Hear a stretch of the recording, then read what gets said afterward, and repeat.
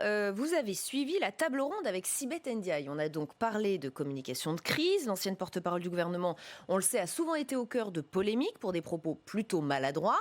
Est-ce qu'on pourrait dire qu'elle a été un peu plus à droite aujourd'hui ou pas ? Vous pensez quoi quand vous dites ce propos maladroit ? Au hasard, les masques. Au hasard, les masques, c'est évidemment ce à quoi tout le monde pense. On va se remettre en tête ces mots, exactement cette déclaration qui ont tellement fait polémique. On l'écoute d'abord, Sibeth Ndiaye, sur France Inter, le 4 mars, alors qu'elle est porte-parole du gouvernement. On est 12 jours exactement avant le confinement. Tout le monde ne portera pas de masque en France. Alors c'est ça, on en vient aux masques. Alors d'abord, est-ce que vous avez acheté des masques pour vous et vos enfants ? Ah non, pas du tout. Non, mais vous rigolez, mais là la question c'est de savoir est-ce qu'on va acheter des masques ou pas ? Parce que les indications sont contradictoires. Il n'y a pas de risque de pénurie. D'abord pour les masques dits chirurgicaux, les bleus un peu plissés. En fait, on a des stocks d'État qui ont été réalisés dans des mandatures précédentes. Deux problèmes dans cet extrait, le fond, la forme.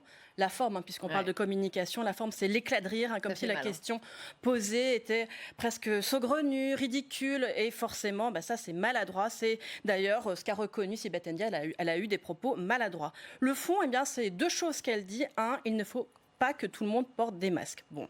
Deux, non, il n'y a pas de problème de stock de masques en France et on connaît la suite. Et pour le coup, la question qui se pose quand on écoute cet extrait, c'est a-t-elle délibérément menti, dissimulé la nécessité de porter des masques pour tout le monde afin de cacher la pénurie de masques en France à ce même moment ? Et j'imagine qu'elle a eu à s'expliquer devant les sénateurs. Elle n'a pas pu échapper à ce genre de questions. Au bout de 45 minutes quand même, mais il y a eu le vice-président de la commission d'enquête, René-Paul Savary, qui a mis les pieds dans le plat. Écoutez cet échange. Dire la vérité sur ce qu'on sait et sur ce qu'on ne sait pas en temps de crise est primordial. Et je crois que c'est ce à quoi nous sommes collectivement attachés dans l'exécutif. Êtes-vous sûr ? Ah oui, j'en suis certaine.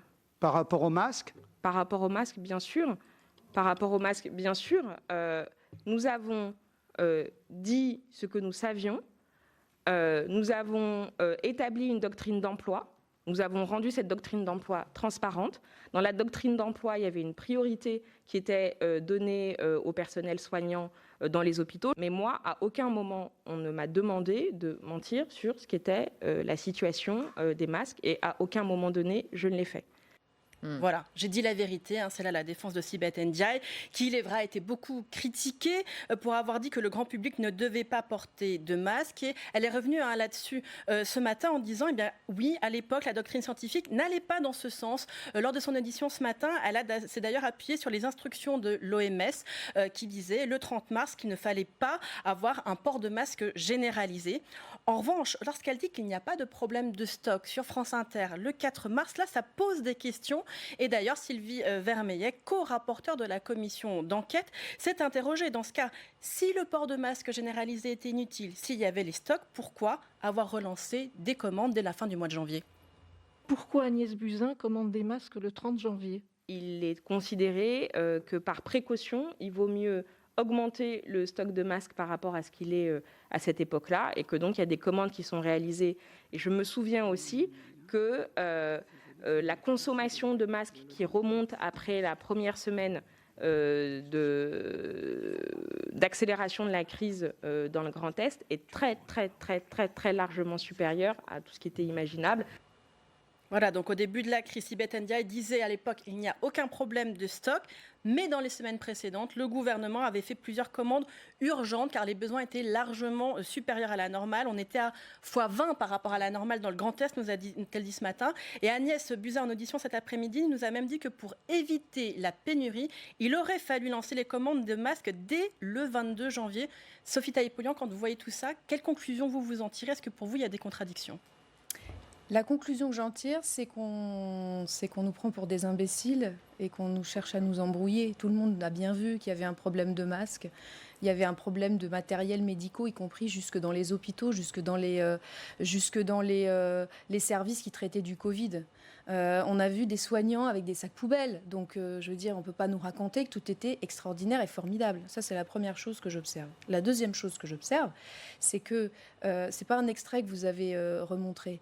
C'est que je me souviens aussi de Sibeth Ndiaye qui disait « Un masque, moi, je ne sais pas m'en servir. » On va le voir. On va y voir. Et là, il me semble, j'ai plus en tête les propos qu'elle a tenus là dans l'audition, et il me semble aussi qu'on prend les Français pour des imbéciles quand on dit oui, on n'avait pas conscience, etc., etc. Plein de gens posaient la question, faut-il un masque? Non, faut-il pas? Donc, c'est aussi parce qu'on aura une gestion de crise où on arrête de prendre les Françaises et les Français pour des imbéciles. Il faut avoir des consignes qui soient claires et cohérentes. On a un problème de cohérence quand on dit aux Français portez un masque ici mais pas là, etc., etc. Quand on dit par exemple aux fonctionnaires restez chez vous en cas de symptômes, mais si vous êtes malade on vous remet le jour de carence, eh ben, on n'est pas cohérent et on n'est pas dans le fait de pouvoir avoir des mesures qui soient acceptables et acceptées par les Français. C'est ça le problème auquel on est confronté aujourd'hui, et plutôt que de pointer en disant c'est la faute des jeunes, c'est la faute des uns, c'est la faute des autres, il faut alors que ça évolue bien sûr en fonction de l'évolution de la recherche. On n'est pas à dire que le gouvernement doit prendre une décision qui doit être toujours la même, mais il faut la cohérence dans les recommandations qui sont données. C'est absolument une nécessité si on veut de l'efficacité. Et vous l'avez évoqué, il y a un autre moment effectivement qui a marqué dans la communication de Sibeth Ndiaye, c'est ce jour où elle a dit qu'on ne savait pas porter un masque correctement. Et oui, il y a un des mots qui ont beaucoup circulé sur les réseaux sociaux, mais finalement, n'avait-elle pas raison? Car regardez. Les masques ne sont pas nécessaires pour tout le monde. Et vous savez quoi? Moi, je ne sais pas utiliser un masque. Vous le constatez sans doute comme moi que dans la rue, dans le métro, parfois le port du masque est un peu bizarre. On l'enlève, on le met dans sa poche, on le remet. On a un geste régulier parce que le truc est mal. Surtout quand vous portez des lunettes, parce que ça vous fait des trucs de la buée, donc vous essayez tant bien que mal de le remettre. Alors j'espère avoir eu les bons gestes en touchant. Excusez-moi, mais vous n'avez pas les bons gestes. Parce que le fait de croiser les filles, ça sort latéralement, donc ça perd son efficacité. Mais nous, on est tous pareils. On a tous de la buée, rassurez-vous, c'est pas spécifique. C'est la prise de roche, je me comprends bien. Merci. Voilà, elle rit, mais pas lui. Ah oui, un pas de cadeau de la part de René-Paul Savary. Bon, alors pour le coup, Sibeth Ndiaye, elle avait plutôt raison. Ce n'est pas si simple de mettre correctement son masque. Et maintenant qu'il y a suffisamment de masques pour tout le monde, qu'il n'y a plus aucun problème de stock, avouons que porter un masque comme il faut toute la journée, c'est une épreuve. Tout le monde ne porte pas son masque correctement. Personne n'est à l'abri d'un geste inadapté ou d'un moment de relâchement. Pour aller un tout petit peu plus loin sur ce point, Sophie Taillé-Polian, est-ce que vous iriez jusqu'à dire qu'il faut que ça se règle ailleurs que devant une commission d'enquête parlementaire et que ça aille peut-être devant les tribunaux, tout ça, si vous soupçonnez des vrais mensonges au plus haut niveau de l'État sur les masques notamment? Mais je crois qu'il y a un certain nombre de procédures qui sont en devant cours, la Cour de justice de la République. Voilà, de toute manière, les choses elles seront tranchées.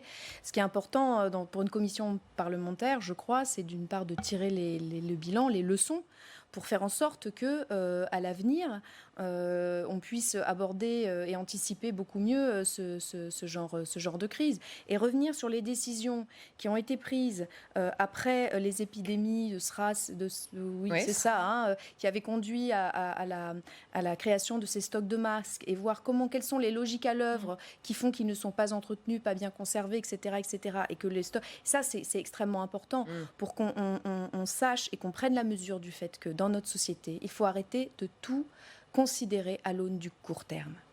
Oui, parfois, on fait des stocks, on fait de la prévision, de la prévention, de l'anticipation. Prendre des précautions. Oui, ça peut coûter un peu d'argent. Oui, parce que souvenez-vous de Roselyne Bachelot, c'est même devant des commissions d'enquête aussi qu'elle a dû justifier ses achats de masques, qu'elle a été très critiquée. Elle avait été dans le long terme pour le coup. Mais bien sûr, mais quand vous faites un stock, vous le faites tourner, c'est-à-dire que s'il y a une date de péremption qui arrive, on sort les équipements qui sont bientôt périmés, on les utilise et on en rachète d'autres. Tout le monde sait qu'en logistique, c'est first in, first out. Donc, ça veut dire qu'il ne faut pas garder tous ceux qui ont fait de la logistique. J'en ai fait un petit peu dans le passé. Pas moi. Donc, quand on gère un stock, on garde le moins longtemps possible. Donc, il y a toute des métiers aussi, peut-être des connaissances, des compétences qui doivent être intégrées à l'État, qui doivent être prises en compte, organisées, pour faire en sorte qu'à l'avenir, on ne se retrouve plus dans ces situations. Et ce qui m'inquiète, c'est quand même que j'ai l'impression que la crise est toujours gérée, je dirais, un petit peu au fil de l'eau. Et ce qui m'inquiète aussi, c'est qu'on dit qu'il y a assez de masques. Il n'y a pas... Alors, il y a assez de masques peut-être chirurgicaux, mais la question quand même environnementale des déchets produits se pose. Et l'accès aux masques pour les plus démunis est insuffisante. Le gouvernement a ciblé uniquement les gens qui sont bénéficiaires de la CMU, mais la pauvreté va bien au-delà de ça. Et donc, il y a quand même la question de l'accès aux masques pour tous et toutes, et en nombre suffisant pour pouvoir respecter les consignes de changement ou de lavage pour ce qui concerne les masques qui peuvent être conservés.